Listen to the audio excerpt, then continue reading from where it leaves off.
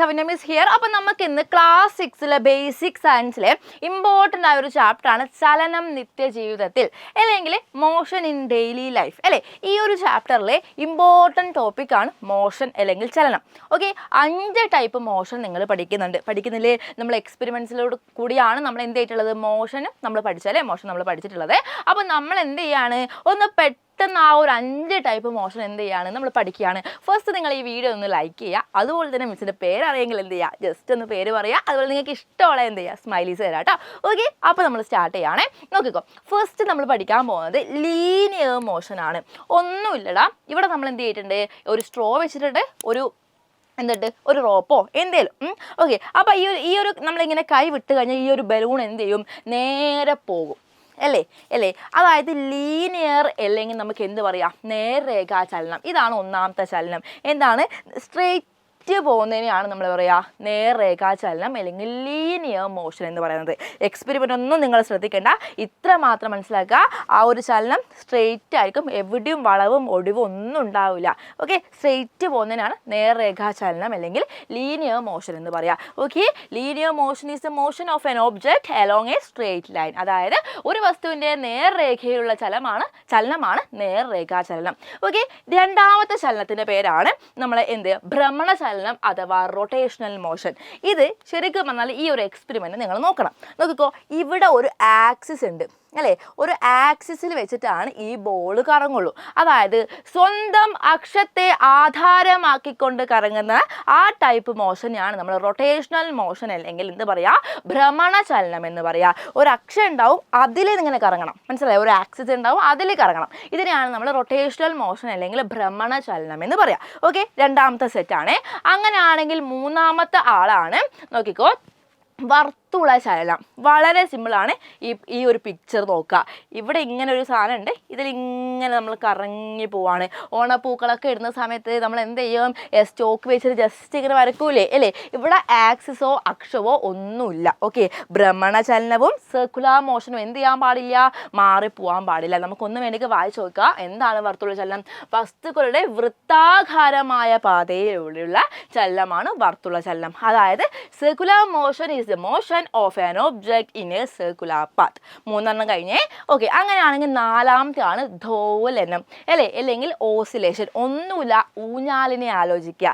മുന്നോട്ട് പോകുന്നു, ബാക്കോട്ട് വരുന്നു, മുന്നോട്ട് പോകുന്നു, ബാക്കോട്ട് വരുന്നു.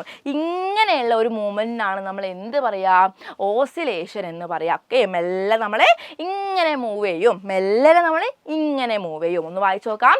തുലന സ്ഥാനത്തെ ആസ്പദമാക്കി ഒരു വസ്തു ഇരുവശങ്ങളിലേക്കും നടത്തുന്ന ചലനമാണ് ദോലനം.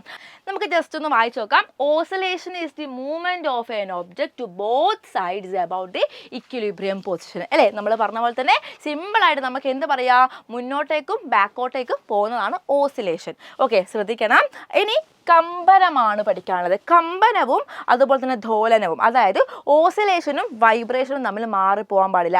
ഈ ഓസിലേഷൻ സ്പീഡിലാവുമ്പോഴാണ് അത് കമ്പനമാകുന്നത്, അതായത് ദോലനം ഇങ്ങനെ സ്പീഡിലാവുമ്പോഴാണ് അത് കമ്പനമാകുന്നത്.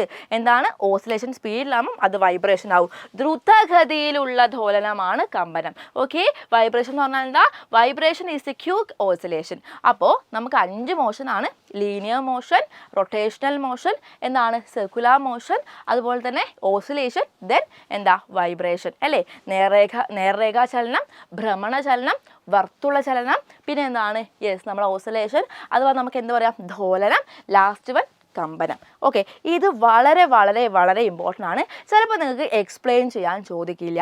ഓരോ എക്സാമ്പിൾസ് തന്നിട്ട് നിങ്ങളോട് ചോദിക്കും അത് ഏത് മോഷനാണ്. അപ്പോൾ നമുക്ക് ബൈഹാർട്ട് പഠിച്ചു പോകാനൊന്നും നിങ്ങളെ കൊണ്ട് പറ്റില്ല, ആരെ കൊണ്ട് പറ്റില്ല, പോസിബിൾ അല്ലാതെ. നിങ്ങൾ എന്ത് ചെയ്താൽ മതി, ആ എക്സാമ്പിൾ ഒന്ന് ഇമാജിൻ ചെയ്യുക. അപ്പം നിങ്ങൾക്ക് അതിൻ്റെ മൂവ്മെൻറ്റ് എങ്ങനെയാണെന്നുള്ള കാര്യം ഓർമ്മ വരും. അപ്പോൾ നിങ്ങൾക്ക് എന്ത് ചെയ്യാൻ പറ്റും, ആൻസർ ചെയ്യാൻ പറ്റും. എക്സാമ്പിളിലാണെങ്കിൽ ഒരു ഊഞ്ഞാലാണെങ്കിൽ നിങ്ങൾക്കറിയാം, ഊഞ്ഞാൽ എന്താ ചെയ്യുക, മുന്നോട്ടേക്കും ബാക്കോട്ടേക്കും വരും അല്ലേ. അപ്പം നിങ്ങൾക്ക് ഈസിലി എന്ത് പറയാൻ പറ്റും? യെസ്, എന്താ ഓസിലേഷൻ ആണ് അല്ലേ, ഓസിലേഷൻ ആണ് അല്ലെങ്കിൽ ദോലനമാണ് എന്നുള്ള കാര്യം പറയാൻ പറ്റും. റെഡി അല്ലേ? ഇതിങ്ങനെയാട്ടോ പഠിക്കേണ്ടത്. ഓക്കെ, അപ്പോൾ എൻ്റെ മക്കൾക്ക് ക്ലാസ് ഇഷ്ടമായിട്ടുണ്ടെങ്കിൽ മിസ്സിൻ്റെ പേര് കമൻറ്റ് ചെയ്യുക, നിങ്ങൾക്ക് എന്താ ഇഷ്ടമുള്ള സ്മൈലീസ് തരാം കേട്ടോ. ഓക്കെ, അതിന് മുന്നേ മിസ് ഒരു കാര്യം പറയട്ടെ, ക്ലാസ് 6 ബാച്ച് ഇപ്പോൾ ഫ്രീ ആണ്, അറിഞ്ഞിട്ടുണ്ടാകും. ക്ലാസ് 7 ബാച്ചിൽ ജോയിൻ ചെയ്ത് കഴിഞ്ഞാൽ ക്ലാസ് 6 എന്താണ് ഫ്രീ ആണ്. ഈ ഒരു ചെറിയ പ്രൈസിനാട്ടോ നമ്മളെ ബാച്ച് ഉള്ളത് ഇപ്പോൾ. അപ്പോൾ നിങ്ങൾക്ക് ഡിസ്ക്രിപ്ഷൻ ബോക്സിൽ നിന്ന് ക്ലിക്ക് ചെയ്ത് പോയി കഴിഞ്ഞാൽ സൂപ്പർ ബാച്ചിൻ്റെ ലിങ്ക് കാണാൻ വേണ്ടി പറ്റും. ഇതിലും അടിപൊളി ക്ലാസ് നമ്മളെ ആപ്പിൽ അവൈലബിൾ ആണ്. 6th-ലും 7th-ലും നിങ്ങൾക്ക് കിട്ടും കേട്ടോ. അതായത് recorded class, live class, PYQ sessions ഒക്കെ നിങ്ങൾക്ക് ആപ്പിൽ അവൈലബിൾ ആയിരിക്കും. നമുക്ക് ജോയിൻ ചെയ്യാൻ വേണ്ടി ഒന്നിക്കൽ നിങ്ങൾക്ക് സൂപ്പർ ബാച്ചിൻ്റെ ലിങ്കിൽ കയറിയിട്ട് ഫോം ഫില്ല് ചെയ്യാം. ഇപ്പം തന്നെ ജോയിൻ ചെയ്യണമെന്ന് യാതൊരു നിർബന്ധമില്ല. ആ ഫോം ഫില്ല് ചെയ്ത കുട്ടികൾക്കായിരിക്കും ഈ ഒരു പ്രൈസിന്. ഓക്കെ, പിന്നീട് നോക്കുമ്പോൾ ഫോം ഫില്ല് ചെയ്യുമ്പോൾ ചിലപ്പം പൈസ കൂടാനുള്ള ചാൻസ് വളരെ കൂടുതലാണ്. അപ്പോൾ ജസ്റ്റ് ആ ഫോം ഫില്ല് ചെയ്തിടുക, അല്ലെങ്കിൽ നിങ്ങൾ ഈ ഒരു നമ്പറിലേക്ക് കോൺടാക്ട് ചെയ്താലും മതി. ഓക്കെ, റെഡി അല്ലേ? അപ്പോൾ നമുക്ക് ഈ ഒരു വീഡിയോ ഇങ്ങനെ നിർത്താം. അപ്പോൾ നമുക്ക് ക്ലാസ് ഇഷ്ടമായിട്ടുണ്ടെങ്കിൽ ഈ ഒരു വീഡിയോ ലൈക്ക് ചെയ്യുക, അതുപോലെ മിസ്സിൻ്റെ പേര് കമൻറ്റ് ചെയ്തിട്ട് സ്മൈലീസ് തരാം കേട്ടോ. അപ്പോൾ നെക്സ്റ്റ് വീഡിയോ ആയിട്ട് മിസ് വരുന്നതായിരിക്കും. അതുവരെ ബൈ.